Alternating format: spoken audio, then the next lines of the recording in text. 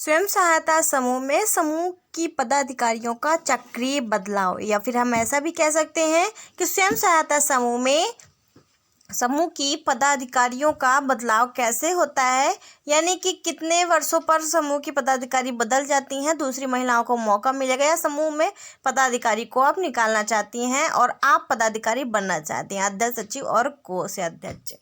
तो इसके बारे में इस वीडियो में हम बात करने वाले हैं, कैसे बदलाव होगा, कैसे उन्हें निकाला जा सकता है और कैसे आप पदाधिकारी बन सकती हैं, या फिर सिंपल सी बात, कितने वर्षों के लिए एक पदाधिकारी पद पर नियुक्त होती है समूह में दीदी।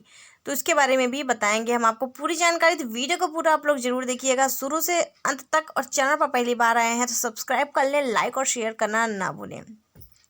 तो चलिए आपको सिंपल और सरल भाषा में हम आपको समझाते हैं यहाँ पर कि स्वयं सहायता समूह में पहली बात तो 3 पदाधिकारियाँ होती हैं, जिसे हम अध्यक्ष, सचिव और कोषाध्यक्ष के नाम से जानते हैं। ठीक, तीनों पदाधिकारियां जो हैं आप ही के द्वारा चयनित की जाती हैं, यानी कि समूह के सदस्यों के द्वारा ही चयनित की जाती हैं। अब वो चाहे आप पर्ची निकाल के चयनित करें, वो चाहे आप सामूहिक रूप से अपने विचार विमर्श के अनुसार अपने वोट के द्वारा, या फिर कैसे भी करके आप उनका चयन करती हैं कि हाँ इन्हें अध्यक्ष बनना चाहिए, इन्हें सचिव और कोषाध्यक्ष बनना चाहिए। और उनका चयन कौन करता है? मतलब अपना समूह ही तो करता है ना। आप ही लोग तो उनको अध्यक्ष और सचिव और कोषाध्यक्ष बनाती हैं, ब्लॉक से नहीं बनाया जाता है अध्यक्ष, सचिव, कोषाध्यक्ष। आप ही उनको बनाती हैं, अध्यक्ष, सचिव और कोषाध्यक्ष का पद देती हैं। सबसे पहले हम आपको बता दें, जैसे अध्यक्ष, सचिव और कोषाध्यक्ष महिला जिसे आज नियुक्त की गई है, तो आज के 2 वर्षों तक, ठीक है, जिसे आज वो नियुक्त हुई है, तो आज से 2 वर्षों तक वो उस पद पर कार्यरत रहेगी। ठीक, यानी कि जो कार्यकाल होता है अध्यक्ष, सचिव और कोषाध्यक्ष का, वो 2 वर्षों के लिए होता है। हर 2 वर्षों पे पदाधिकारियों को बदला जाता है, बदलाव किया जाता है। क्योंकि और भी महिलाओं को, और भी जो दीदियां हैं उन्हें भी अध्यक्ष, सचिव और कोषाध्यक्ष बनने का मौका मिल सके, सभी को पता चले कि पदाधिकारी बनने के बाद हमें क्या क्या फ़ायदे मिलते हैं या क्या क्या फ़ायदे नहीं मिलते हैं। और ज़्यादातर समूह में मैंने ये देखा है, और आपने भी देखा होगा कि जो जैसे 3 पदाधिकारी बन गई, ठीक, इसके बाद जो महिलाएं बचती हैं उन्हें क्या बोलते हैं? हम सदस्य बोलते हैं, समूह की सदस्य बोलते हैं, और उनको पदाधिकारी बोलते हैं। जो सदस्य होती हैं, जो पदाधिकारी कभी बनी नहीं है या थोड़ा सा कम पढ़ी लिखी होती हैं, उन्हें हर चीज़ के बारे में जानकारी देने के बावजूद भी न जाने क्यों उनको ऐसा लगता है कि जो पदाधिकारियां हैं उनको सरकार कोई पैसा देती है। अध्यक्ष, सचिव और कोषाध्यक्ष कोई एक नौकरी है, इनको सरकार पैसा देती होगी, इनके पास पैसा आता होगा, हमें ये लोग कुछ बताती नहीं है, हमें ये लोग कुछ देती नहीं है, खुद ही सारा पैसा ले लेती हैं, है ना, सरकार की तरफ से। ऐसा किस किस के मन में डाउट है, हमें कमेंट करके ज़रूर बताइएगा। ज़्यादातर समूह में मैंने यही देखा है, ज़्यादातर जो नए समूह बनते हैं, या उसमें थोड़ा कम पढ़ी लिखी महिलाएं होती हैं, या थोड़ा जो एजेड होती हैं महिलाएं, जैसे दादी वगैरह, वो ज़्यादा इन सब के बारे में पूछती हैं। उन्हें लगता है कि हमें तो कुछ मिल ही नहीं रहा है, इन लोगों को पैसा मिल रहा होगा तभी ये लोग यहाँ पर लिखा पढ़ी का काम कर रही हैं, या रख रखाव कर रही हैं, प्रस्ताव लिख रही हैं, कार्य कर रही हैं, पद पर वो नियुक्त हैं। उन्हें यही लगता है, ज़्यादातर समूह में यही है, और सभी समूह की बात नहीं कर रहे हैं, कुछ ही समूह ऐसे हैं, लेकिन ज़्यादातर लोगों को यही कन्फ्यूजन होती है। पहली बात तो हम आपको बता दे रहे हैं, यहाँ पर डाउट क्लियर कर देते हैं जो लोग ये वीडियो देख रहे हैं। अध्यक्ष, सचिव और कोषाध्यक्ष को 1 रुपये भी सरकार नहीं देती है, 1 पैसा भी नहीं देती है। ठीक, वो जो भी कार्य कर रही हैं अपनी ईमानदारी से कार्य कर रही हैं, अपना कार्य कर रही हैं, लेकिन जो लोगों को लगता है वही हम बता रहे हैं। अब इसी वजह से सभी जो सदस्य हैं उनको मौका मिलना चाहिए कि वो भी पदाधिकारी बने, और उनको भी पता चल सके कि कितना रुपए उनको मिल रहा है समूह में, है ना। जब वो पदाधिकारी बन जाएंगी तब तो समझ में आएगा ना। लेकिन जो कम थोड़ा पढ़ी लिखी हैं वो तो पदाधिकारी बन भी नहीं सकती हैं, क्योंकि उन्हें लिखा पढ़ेगा तो वो नहीं बन सकती हैं पदाधिकारी, है ना। जो महिलाएं थोड़ा सा पढ़ी लिखी हैं, लिखा पढ़ी का काम कर सकती हैं, वो पदाधिकारी बन सकती हैं।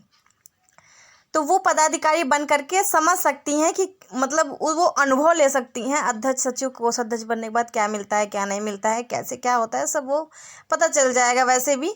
तो इस वजह से ये नियम बनाया गया है कि समूह के प्रत्येक सदस्यों को इसका मौका मिल सके कि वो भी पदाधिकारी बन सके। इस वजह से ये चयन प्रक्रिया रखी गई है। ये नियम बनाया गया है कि 5 वर्ष मतलब कि टोटल समझ लीजिए, मैंने जैसे कि आपको बताया 2 वर्षों में बदलाव किया जाना चाहिए।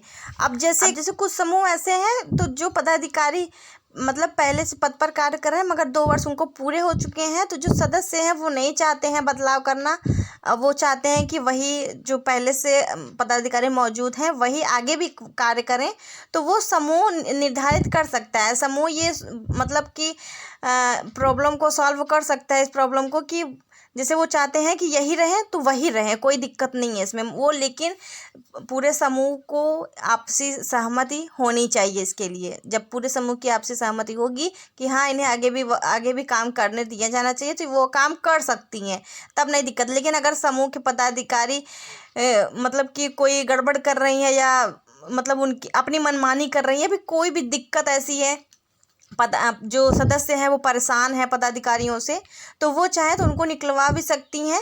ठीक है, कोई दिक्कत नहीं इसमें। वो मतलब प्रस्ताव लिखना पड़ेगा, उसके बाद वो निकल जाएंगे। वैसे भी 2 वर्ष होने के बाद वैसे भी उनको आप आसानी से निकाल सकती हैं। ठीक, जैसे 2 वर्ष उनको पूरे हो गए, 2 वर्ष के बाद भी निकाल सकती हैं।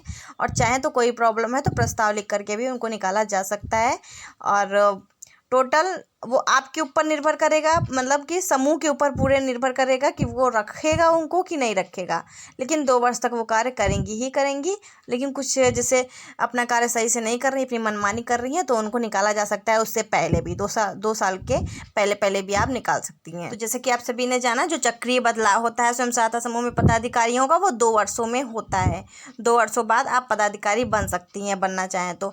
और वो भी मतलब 2 वर्ष जब बीत जाएंगे तो आपका समूह चुनाव करेगा कि किन दीदी को रखना चाहिए हमें। जिस दीदी को आप रखना चाहें उस दीदी को पदाधिकारी के पदों पर नियुक्त कर सकती हैं। ठीक है, तो यही थी जानकारी। मुझे लगा कि आपको इसके बारे में डिटेल से जानकारी देनी चाहिए, क्योंकि मेरे पास एक दीदी के कमेंट आए हुए थे। अभी 4-5 दिन हो चुके हैं कमेंट आए उनके, लेकिन मैंने देखा तो था कमेंट, लेकिन मुझे थोड़ा सा टाइम नहीं मिल रहा था, इसलिए मैंने आज ये वीडियो डिटेल से बनाया हुआ है। अच्छे से आपको समझाने की कोशिश की है। जिन लोगों को नहीं समझ में आता है तो वो कमेंट करके फिर से पूछ सकते हैं हमसे। वैसे मैंने बहुत ही अच्छी तरीके से आपको बताने की कोशिश की है, और सिंपल और सरल भाषा में। बाकी मुझे लगता है कि आपको अच्छे से समझ में आया होगा जो भी मैंने आपको बताया है। चक्रीय बदलाव 2 वर्षों का होता है। आप चाहें तो चेंज कर सकते हैं पदाधिकारियों को, ना चाहें तो ना चेंज करें। ठीक है, वैसे तो ये नियम आ गया है कि पदाधिकारियों को 2 वर्षों में चेंज करना ही करना है। अभी मैंने इसके लिए वीडियो बनाया भी था, लेकिन वो समूह के ऊपर निर्धारित करता है। अभी बहुत मतलब पूरी तरीके से ये नियम नहीं लागू है।